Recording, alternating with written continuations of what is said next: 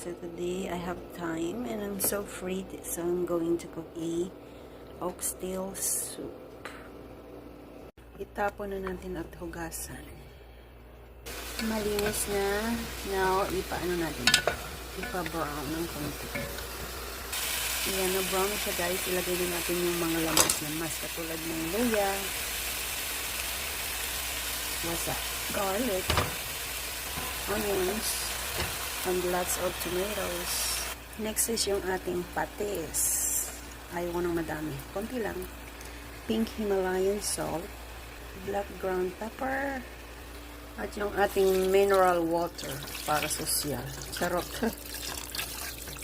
Takpan, pakuluin hanggang lumambot. See you later. Mais.